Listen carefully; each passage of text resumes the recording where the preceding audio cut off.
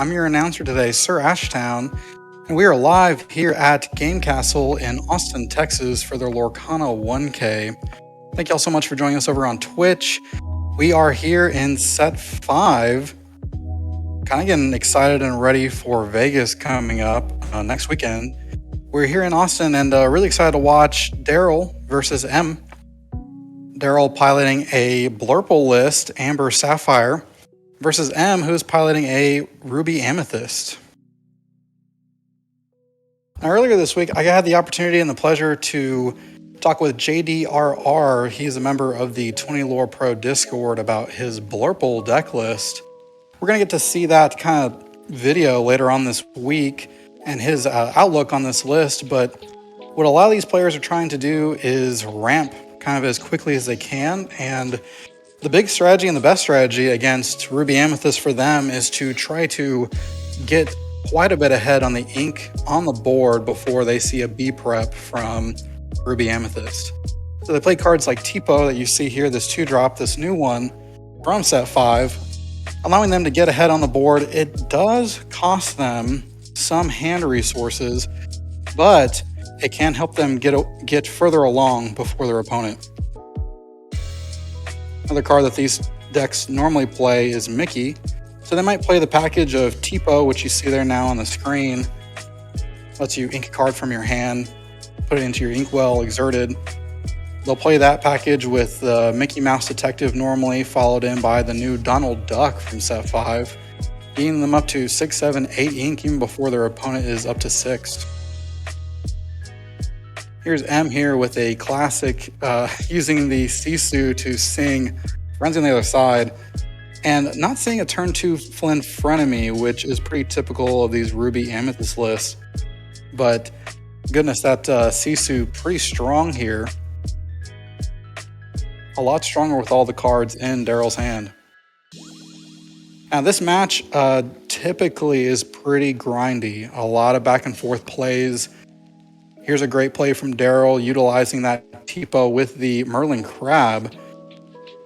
Some of these lists are only playing 8 1-drops, and I'd say about 8 2-drops as well, but this Merlin Crab really makes all of those 1 and 2-drops really matter. Even though they may only have 1 power, 2 toughness, this Crab can really make them a lot stronger to challenge into something like Sisu, which is huge on the board due to all the cards in Darryl's hand. We see M able to use that fox, bouncing back that rabbit to hand, drawing a card.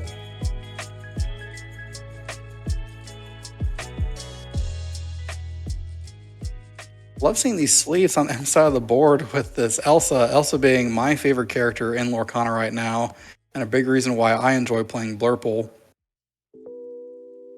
Able to protect that Madame Mim fox by playing her own snake, ready to challenge into whatever Darryl may be playing on his next turn. Now, I also had the opportunity to talk to No I'm Not, Kindle, earlier this week about his Ruby Amethyst list, as he just got off of the Star City Games Conventions 1K, 2K, 1K. He won 2 of the 1Ks, a very impressive finish for him. But he was talking about his Ruby Amethyst and some of the updates of his list. And some of these Ruby Amethyst lists are playing one of the new locations from set 5, the library. The library really giving some of these Ruby Amethyst players an edge, which allows their 1-drops to trade in pretty well, allowing them to draw an extra card. There's that library up there on the screen for you to see. It just makes it aware whenever you're having those brooms or those Chernobog's followers, if they're on this location and you're having to quest, sacrifice them. In the broom's case, you play a character, it gets banished when you play it. You're drawing an extra card because it's on the location. So playing a 1-drop and getting 2 cards off of it, even towards the late game, pretty good in these Ruby Amethyst lists. Some players are opting not to play this, but it does seem to help quite a few of them. Now, this back and forth match that we're going to see here between Darryl and M, we're going to see Darryl try to get up to some of these packages. Some of these characters, maybe the 7-drop Ursula, some lists are testing it out to see how they like it, especially because it keeps their opponent from playing songs. They may be trying to get up to an Elsa or an Hades. I've even seen some playing the Madam Mim Dragon. It just kind of all depends, but we have seen Blurple be successful specifically last weekend at the Star City Games convention. We saw a Blurple player make the top 8, I want to say every tournament that weekend. Blurple being, I would say, pretty hard to pilot because you have to know the lines when you need them. Here's Darryl playing one of the cards that kind of makes this deck more viable, specifically this season, this Elsa. And I was talking with JDRR, this card really makes this deck more viable because it is a new 5-drop to the list, which allows you to tap down one of your opponent's characters. It has evasive and it has rush.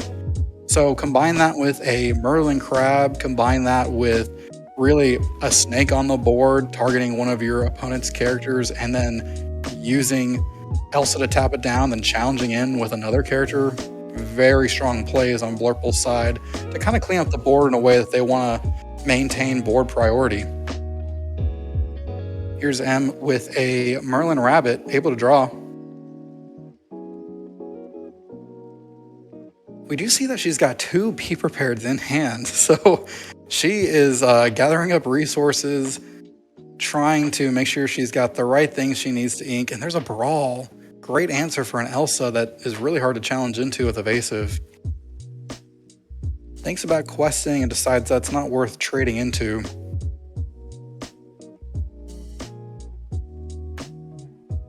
I like Darryl's side of the board. I just noticed that he's using these Dragon Ball Z tokens to represent his ink. Kind of a nice kind of thematic into different hobbies that someone might like. Really cool that he's able to use that. We see on the top left, that's his ink well that he uses, and then he puts the card from the Dragon Ball Z characters into his ink. There's that Mickey Mouse Detective that we were talking about. Again, part of that Blurple ramp package, either with the Tipo, with the Donald Ducks, with the Mickey Mouse Detectives. These cards really helping just get ahead while adding an additional body onto the board. Again, a great target for these Merlin Crabs, giving it an extra 3 later on so that way you can challenge into something a lot larger than itself. I've seen a lot of these decks, these new Blurple ones, playing 4 of Crab just to utilize that ability. There was M with that Brawl exactly on that Elsa like we had talked about earlier.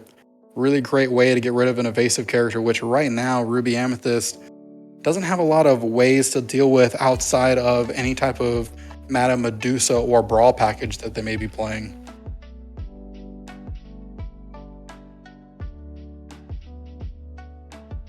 And this is kind of how the match is going to go, very back and forth. M having that Be Prepared button when needed. Darryl, though, really only having 2 cards on the board, not quite worth Be Preparing at this time. Trying to kind of keep it that way as he uses any characters that he can in order to continue to gain lore.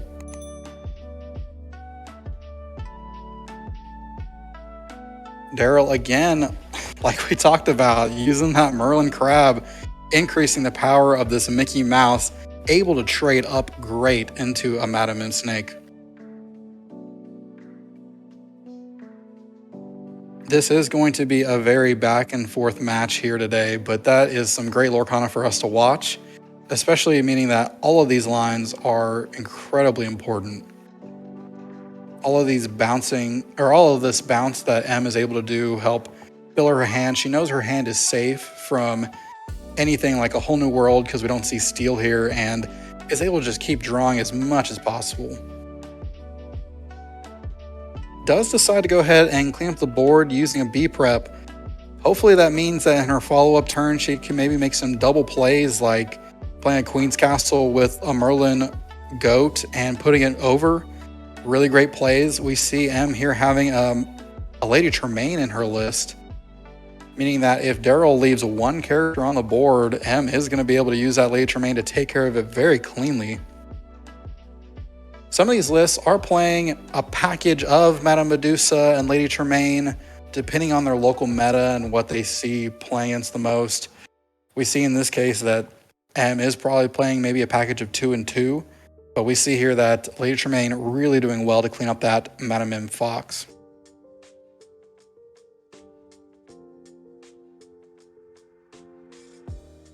Darryl on 10. Some of these lists are playing the new 8-drop Mufasa 4/9 Quest for 4.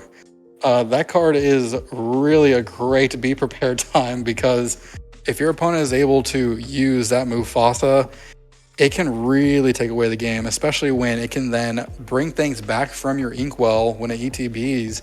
But then also, when you quest with it, it untaps all and readies all of your ink, meaning that you can play a follow-up play of an Elsa or a Hades to remove something. It can be really just a strong card in and of itself that demands, I think, an answer.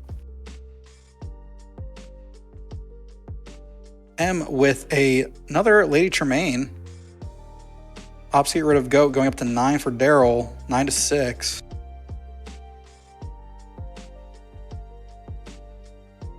Again, we want to thank y'all so much for joining us here today at Game Kastle here in Austin for the Lorcana 1K.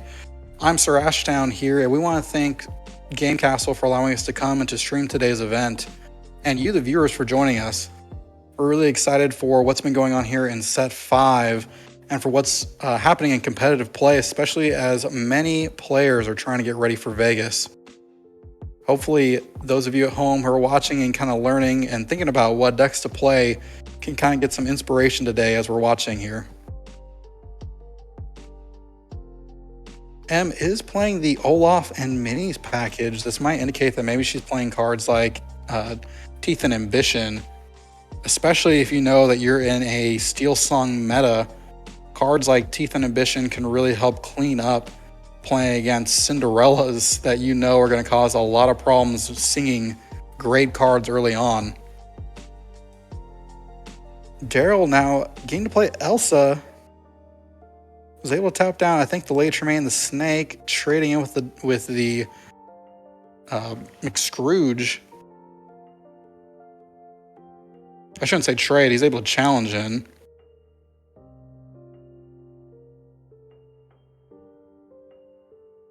Both these players having so much ink, and there's another be prepared from M. Just seeing that Elsa on the board, really just not wanting to have a bounce recursion, which a lot of these Blurple decks are able to do. Play an Elsa and then bounce it back to hand, protecting it for another turn. That is not a card you want to see played very frequently.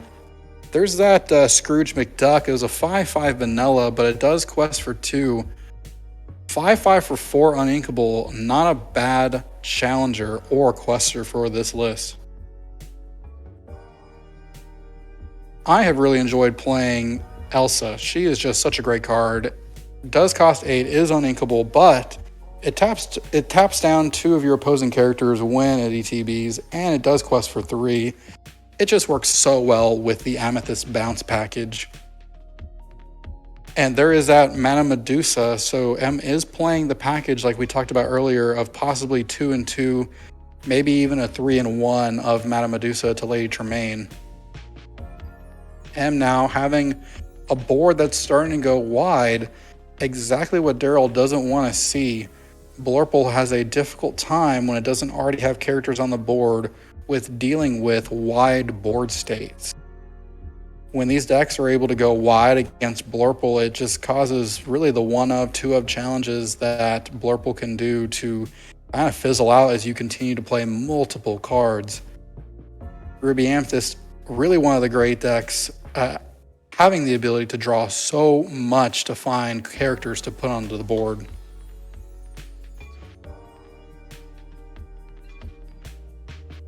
M pointing out that the Elsa took damage before the bounce could occur, was able to tap down something and then challenge in with the Madame M Fox.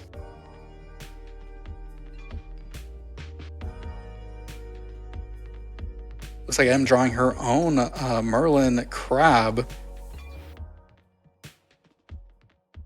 Ooh, and plays a Bee King Undisputed. We've seen some lists going away from this Bee King Undisputed, but depending on the meta, especially what you're seeing in your play group, it can really be a card that helps kind of finish off the board in a way that's pretty clean, especially when it's sung. Being Undisputed just being a song or being able to play it right off the bat makes it pretty viable, especially when you're playing Blurple players or Ruby Sapphire, where really they just have one card that can win them the game or get them ahead on the board state very quickly. Using a B-King, especially when you see a Tamatoa on the board, really feels like a great play. And I'm going up to 15 here. Board state getting wider and wider. Has a Merlin Goat in play with 2 Merlin Crabs. M just really using all of her cards to continue to go wide and to just quest here as we get close to finishing up the game. This is exactly where M wants to be here with Ruby Amethyst, having targeted removal in B-King, Meta Medusa, Lady Tremaine, able to go wide. Blurple not doing well in this board state of having wide characters on the board. Wants to be able to tap them down, that way they can't quest, and then challenge into the ones that are still left open. We'll see what Darryl can do to maybe come back here. 9 to 15 right now.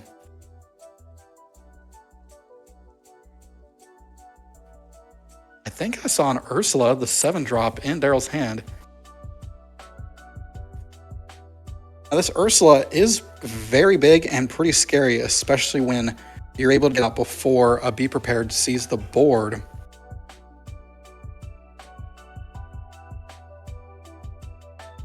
And that is game 1 here at Game Kastle's Lorcana 1K. Here in round 1, M taking game 1 with Ruby Amethyst. Really great to see kind of the gameplay between the two. This is a grindier matchup. This does take quite a bit of time and a lot of thought into what play you're going to make. But congratulations to M on game 1. Well, as we're heading off here into game 2 and we have a quick second, I just want to thank y'all so much again for joining us here today at 20 Lore Pro. Again, I'm SirAshtown and I'm your announcer for today's tournament here at Game Kastle. If you're in the Austin area, head on over to Game Kastle, where they have league nights every Tuesdays and Thursdays. They have Lorcana tournaments for you to play, along with lots of other types of games from Warhammer 40k to Magic the Gathering. Head on over to gamekastle.com, where you can find the latest in your hobby. We want to thank today's producer, Luxac, behind the scenes. He is a player of Lorcana and store owner over at Nexus. He helps behind the scenes with a lot of production that we do with 20 Lore Pro. If you're in the Waco area and you're looking for a game store, head on over to Nexus. Again, we want to thank you all for watching over on Twitch. If you would like to support 20 Lore Pro, go ahead and subscribe, go ahead and like. We'll have all of these videos for the rounds up later on our YouTube early on next week. Go ahead and subscribe and like on there if you're able to. Any little bit helps and gives us the motivation to continue to provide coverage on the latest in competitive Lorcana.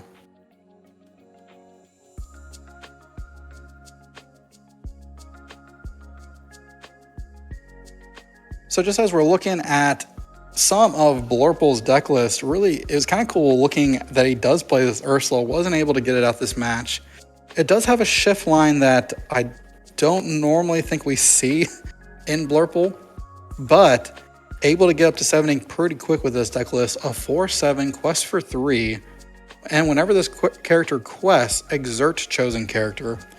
Again, that is so important in this type of a list where you are playing 4 of Merlin Crabs, you're playing the bounce package of the Amethyst, so you're able to play the crabs. If it's already on the board, you can bounce it with Madam M Fox, Madam M Snake, in order to give another character +3 in challenging. And so you can quest with your Ursula, exert an opposing character, bounce something with the Merlin Crab, and then give something else a huge challenger buff.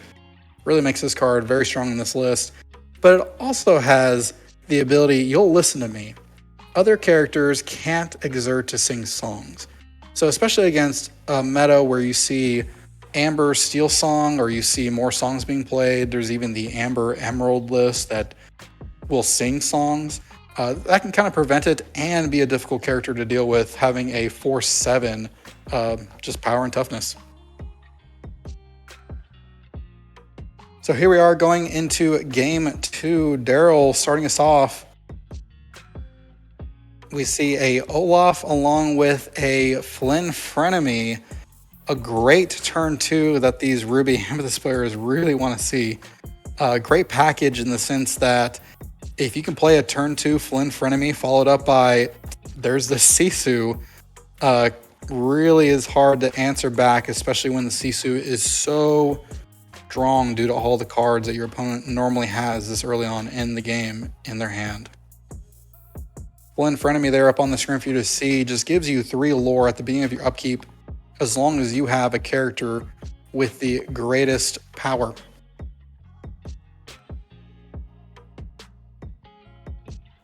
That Sisu, like I was saying, especially in an Amethyst package list like this, playing friends or playing rabbits, you're going to be drawing lots of cards. If you're playing things like Friends on the Other Side, you're already going to have so many cards in your hand, meaning that this Sisu is going to be very strong and hard to get rid of.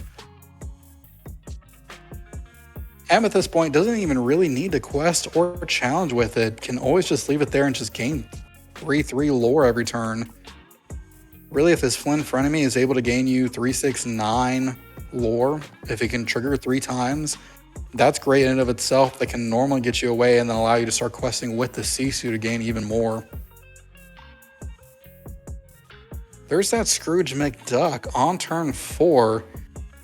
A strong 5/5 quester for 2 may cause M to be a little hesitant about questing at all. I'm able to play a Merlin Rabbit 2 draw.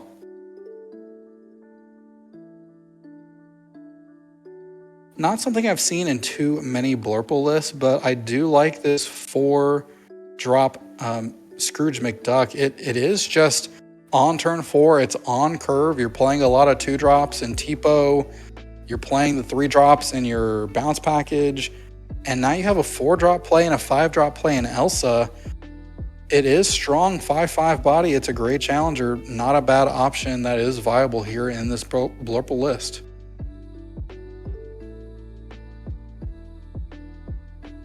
It is causing M hesitancy in wanting to quest, which I don't blame her at all. Just rather gain that guaranteed 3 lore a turn. It does depend though on how many cards that Darryl has in hand. It looks like he's got 4, 5, meaning that Sisu should be at 6.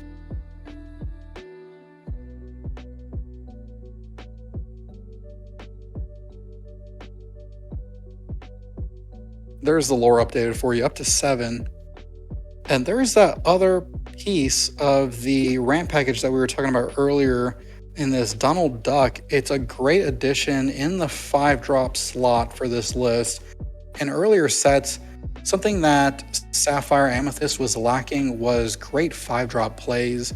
We now have those in the sense that you can play Elsa, or you can play another ramp card on curve in the form of Donald Duck. Whenever you play this character, you can put the top card of your deck into your Inkwell face down and exerted. Again, a great strategy to get you up to 7, 8, 9 ink. That way you can play those Ursulas, those Mufasas, the Elsas.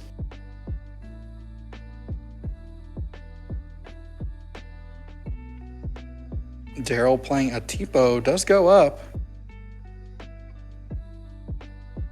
to 7 ink now in his Inkwell. Getting his hand size down as well. I think we're getting at the point now to where Sisu is not going to trigger. I think Darryl now only having 3 cards in hand after using the Tipo. And M not having a large board presence though is up to 5 ink in play, maybe even 6 this turn.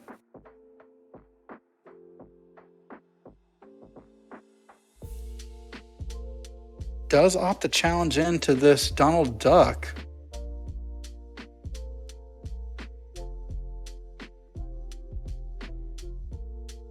There's a term that we've heard, or at least I've heard quite often in my play groups, and it's see a rabbit, banish a rabbit. And we see M doing that right now because these Amethyst lists are able to recur the rabbits, allowing them to gain more resources in card draw. Again, Rabbit, just every time it enters and leaves play, is able to draw you a card, and so preventing your opponent from being able to recur it by bouncing it repeatedly and replaying it. Not a bad choice when you want to be drawing cards frequently. Darryl having so many cards in hand, I thought he had less. That Sisu is rather large at this time and probably would trigger the Flynn frenemy again, but I doubt Darryl's going to allow that to happen again. A Madam Crab onto this Tipo would be a pretty strong play. Not sure if I see one though, and there's a Bell.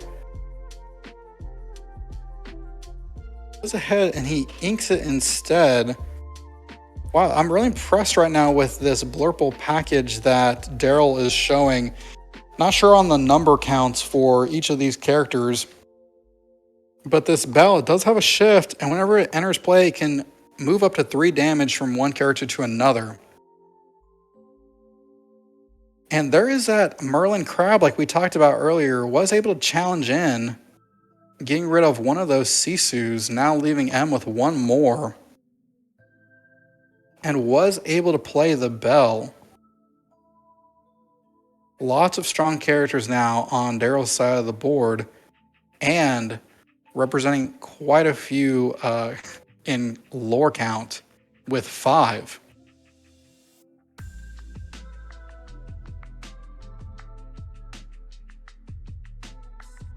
M able to use a Merlin Crab to increase the power of her Sisu to trade into that Scrooge McDuck.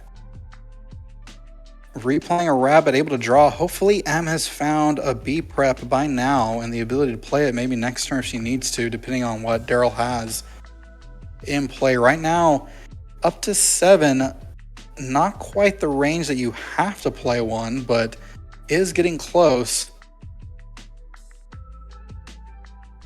And just like we were talking about earlier, this Amethyst package of bouncing, wanting to protect the Rabbits, that way you can utilize it to draw repeatedly.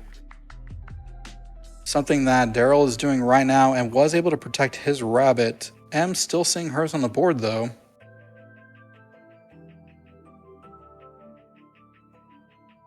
Is able to use her Madam Fox to return hers to hand, able to draw another card. Merlin Rabbit really being a staple and kind of a piece that makes this strategy viable in these Amethyst lists.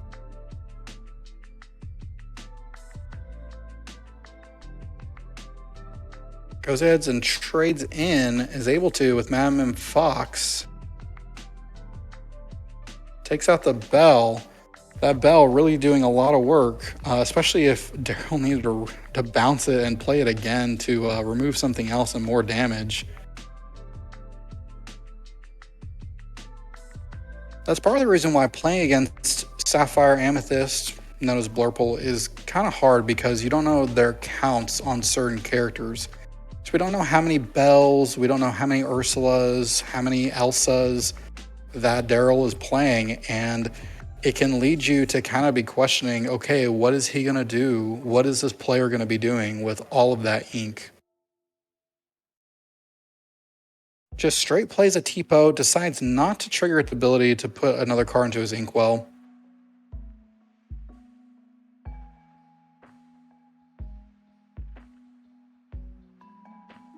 Uses that Maui to get rid of Madam Snake. Maui, I would say, is a great Ruby removal. It does oftentimes act as removal. That's a challenge then immediately into any loose hanging character left out in questing. And there's a Flynn frenemy triggering really well with this Merlin, with this Maui, as long as it doesn't get challenged in by this Merlin Crab, which we just saw. Again, Tipo, a great target for Merlin Crab. We've seen that happen so often, specifically in this match, where Tipo has just been able to challenge up way above its pay grade due to a Merlin Crab. And there's a Let It Go, I believe, that we just saw played, was able to ink the Maui.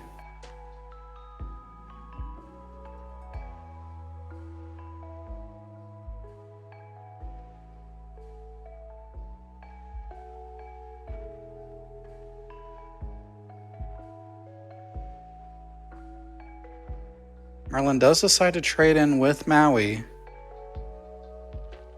Plays a goat going up to 11. This is a close game, 11 to 10. We've seen no Be Prepared yet. We also haven't seen any Madame Medusas, Lady Tremaines. I believe we've seen some brawls, like 1 or 2, but goodness sakes, there's a lot of removal on M's side of the board that we have not seen outside of Maui itself that can be pretty troubling.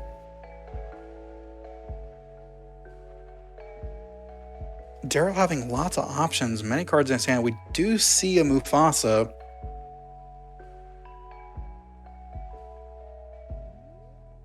Darryl is up to 8 ink.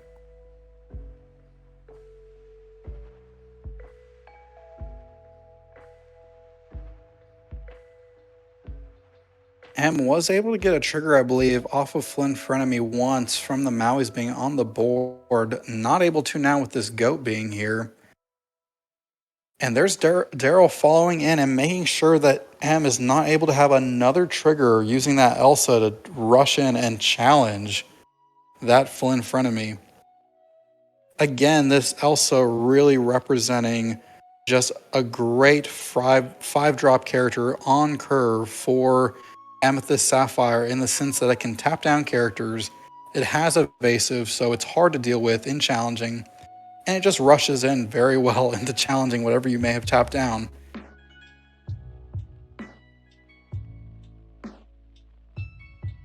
Again, we're here in Game 2 of Round 1 here at Game Kastle's Lorcana 1K. I'm your announcer today, SirAshtown, and we just want to thank you so much for watching today's tournament and for being here as we are watching live. Darryl here playing this Ursula 4-7, able to quest for 3. This would be a great time to quest out, I think, for M and to use a Be Prepared. You just don't want to see your opponent be able to quest and tap down your characters.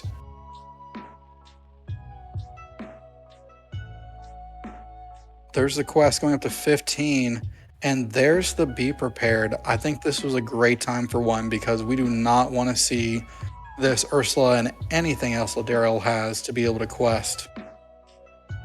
Didn't have a follow-up play with the 2 ink that she had left available to her.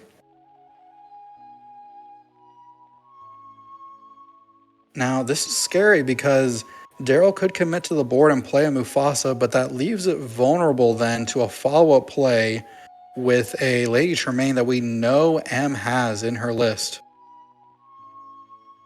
Shuffling up his ink is going to be able to get 2 of these back. Mufasa, a great addition to a lot of these Sapphire lists, was able to shuffle and allow M to choose the 2 cards going back to his hand.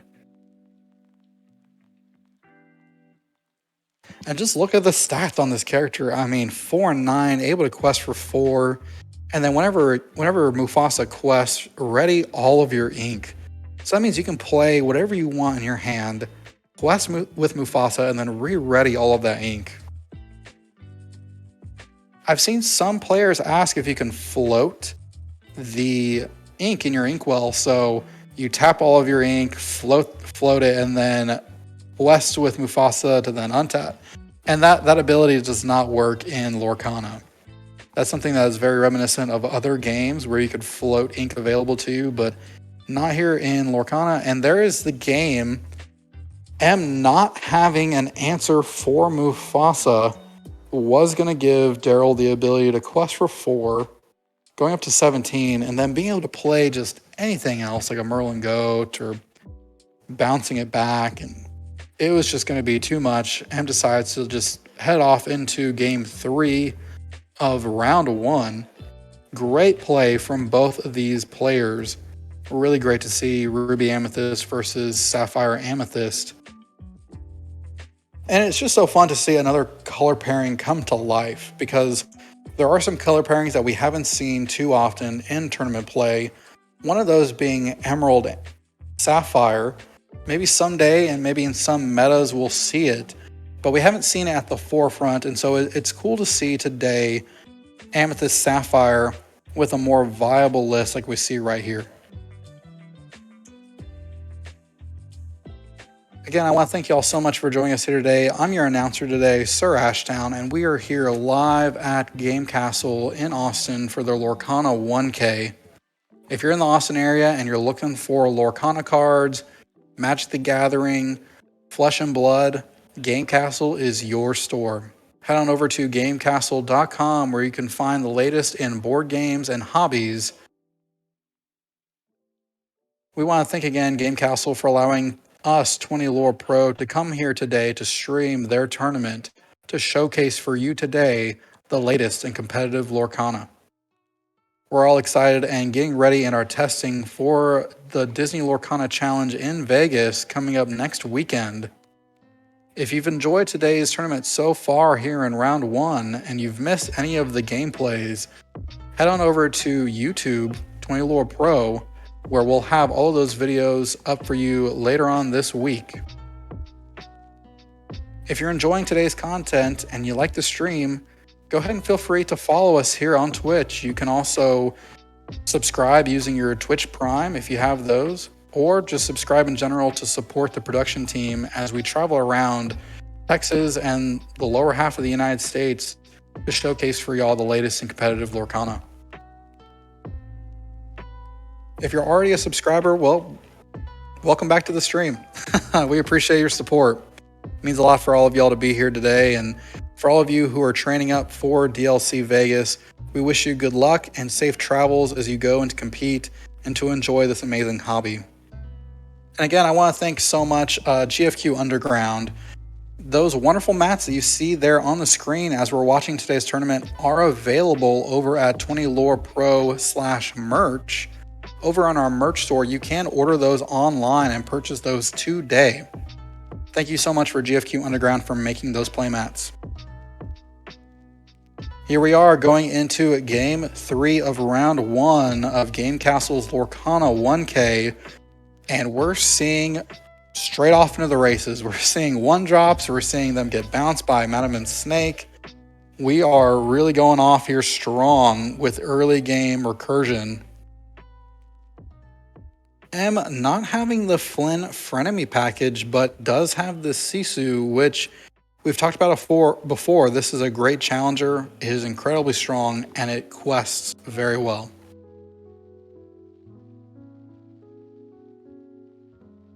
I believe we saw a trade with the Madam M Snakes. M opting to ink a Brawl can be tough because those are cards that's a card you might want to keep just in case you see a late game Elsa. It prevents a shift target for the big Elsa, and it also gets rid of an evasive character, but not necessarily needed in M's list when she has cards like we see right there with the Beat King Undisputed or the Lady Tremaine if it's the only character on the board. M able to quest safely with this Sisu, knowing that there wasn't a card ready at the time for Darryl to use to quest into it. Although now, Darryl having this Mickey Mouse Detective is a wonderful target for the Merlin Crab that we do see on M's side of the board.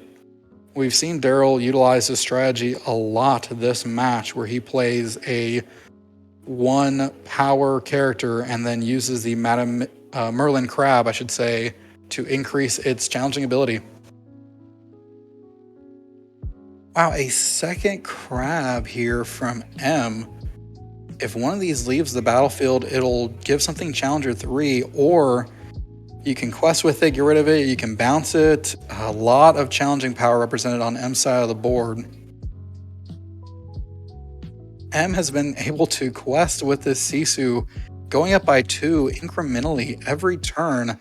Darryl, not wanting any more of that, decides to bounce back his Mickey Mouse Detective using the Madam M Fox to challenge in.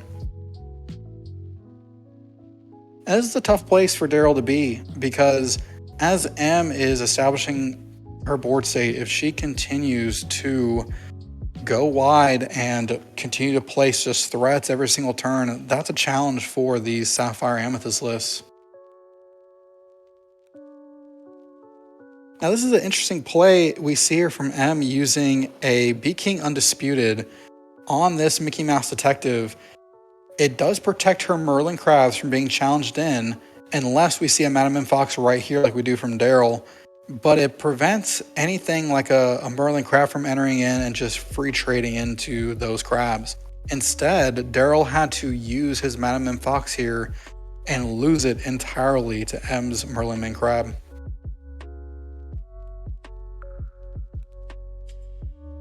M doing the exact strategy here of going wide, recurring her cards, make sure that they're safe by re-readying them, by bouncing them and replaying them. That's something that Amethyst Sapphire wishes that they could avoid, and that's why they play cards that tap down characters like Elsa or the Big Ursula. Darryl here having this Donald Duck now is ramping up. I believe it's 7. It's at 8 ink on the board. This is some dangerous territory though, because any large character or significantly strong character that Darryl plays is now in threat of being Be Prepared.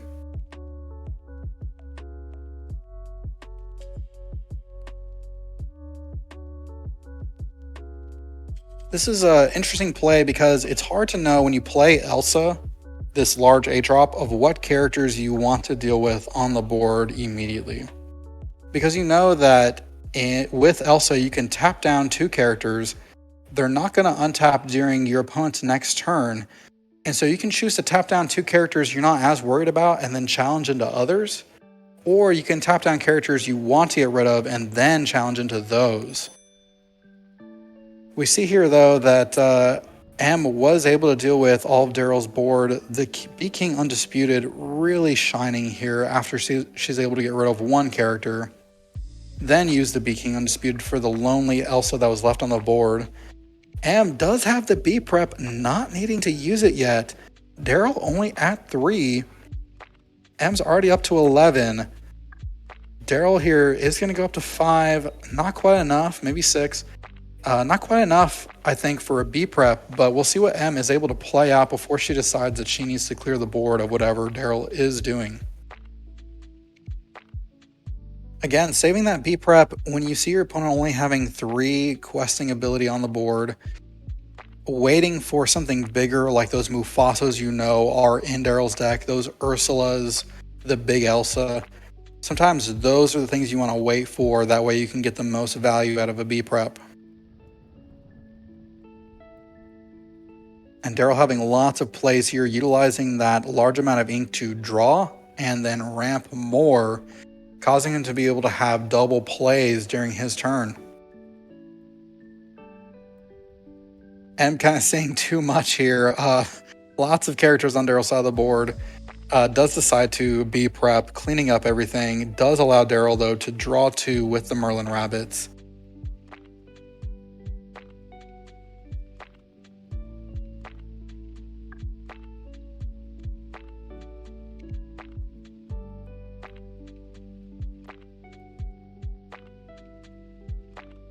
Darryl here is able to play a Merlin Rabbit, followed up by a Donald Duck ramping more. Will be able to double play characters, hopefully protecting a Mufasa just in case from Lady Tremaine if we see M B prep again. Here's a Lady Tremaine already coming down from M. This may be her only one depending on how many she plays in her list. Again, another character able to quest for 2. Bringing him up to possibly 15. Darryl wants to go ahead and draw, sensing that B prep after having played a threat like Ursula on the board. If M isn't able to directly get rid of the Donald Duck and Ursula, Be Prepare may be the only card that may save her from this board state. There's the Let It Go. from Darryl, inking that late Tremaine. Didn't have a B prep. We're going to see now that Darryl's going to start going up on the board in his lore. Able to go up by 5 at least with what we see him play. Doesn't include any of the Merlin crabs that he had, or Merlin goats that he has.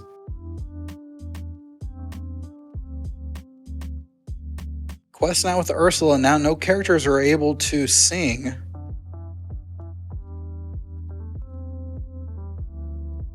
The Sisu is getting tapped.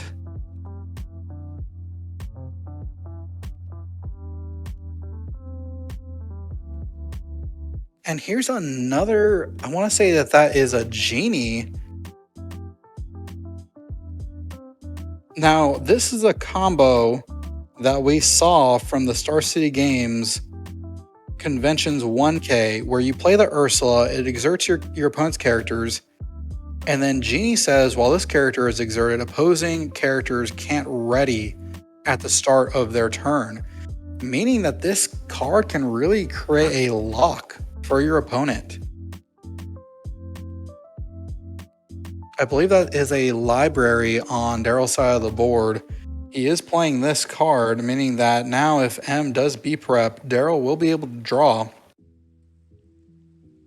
I see 2 cards in M's hand, one of them a Maui, and I think the other one is a Madame Medusa.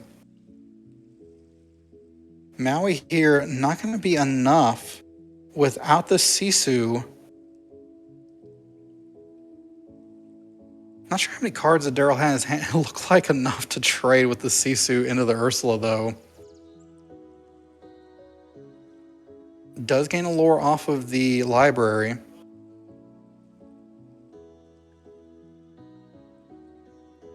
I'm going to have to use that Maui to trade into this Genie, which is questing for 2. Darryl's up to 17.